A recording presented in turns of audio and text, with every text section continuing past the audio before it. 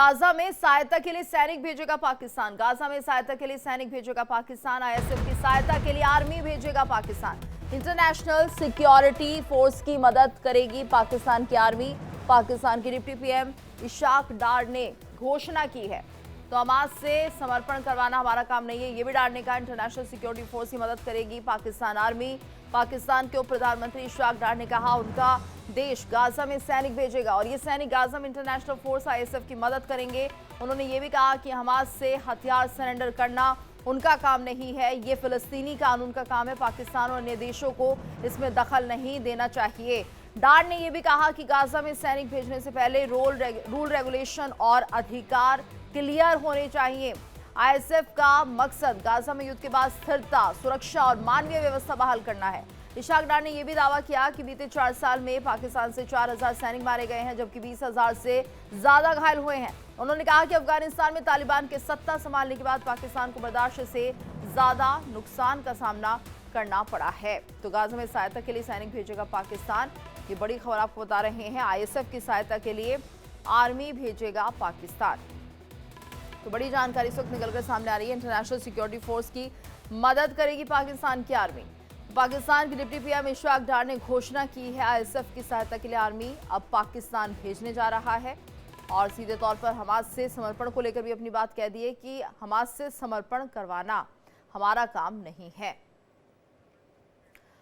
और ज्यादा जानकारी के लिए रुख करेंगे संवाददाता रमन सैनी का। रमन, तो ये बहुत बड़ी खबर है कि पाकिस्तान आर्मी अब कुल मिलाकर मदद करना चाह रही है गाजा में आईएसएफ की, और इसके क्या कुछ मायने निकाले जाएं?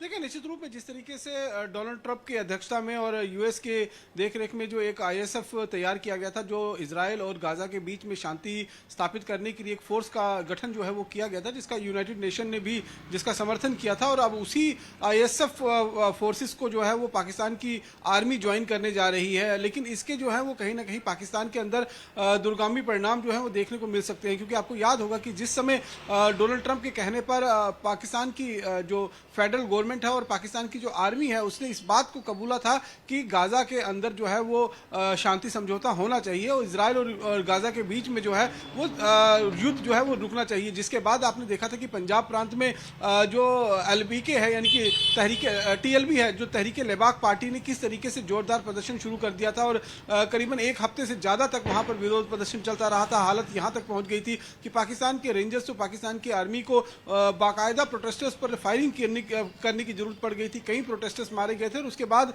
टीएलबी को बाकायदा एक आतंकी संगठन जो है वो घोषणा कर दी थी, क्योंकि जिस तरीके के वहां पर हालात बने हुए थे। तो अब जिस तरीके से पाकिस्तान ऑफिशियली तौर पर इशाक डार ने जिस बात को लेकर संकेत दिए हैं, तो वो ये स्पष्ट दर्शाता है कि अब पाकिस्तान जो है वो उस आईएसएफ को ज्वाइन करने के लिए पूरी तरीके से तैयार है और बहुत जल्द पाकिस्तान की फोर्स जो है वो यूनाइटेड नेशन के बैनर के तले आईएसएफ को ज्वाइन कर गाजा जाएगी। लेकिन उन्होंने एक बात को ये स्पष्ट किया है कि गाजा को डिसआर्म करने के लिए या फिर उनको आत्मसमर्पण करने की भूमिका हमारी जो है वो उसमें किसी तरीके से नहीं रहेगी। कहीं ना कहीं पाकिस्तान ये बताना चाहता है अपने लोगों को कि हम सिर्फ और सिर्फ शांति गाजा और फलस्तीन के इलाके में कायम करवाना चाहते हैं, ना कि हम किसी तरीके से गाजा या फलस्तीन को डिसआर्म करने की बात कर रहे हैं। तो ये दोनों तरह से अगर हम देखें तो पाकिस्तान कहीं ना कहीं इस बात को लेकर यूएन माफ कीजिएगा जो यूएस है, यूएस के प्रेशर में कहीं ना कहीं देखता हुआ नजर आ रहा है, क्योंकि डोनाल्ड ट्रंप के इर्द गिर्द जिस तरीके से आसिम मुनीर आजकल घूमते हुए नजर आते हैं और जिस तरीके से आसिम मुनीर और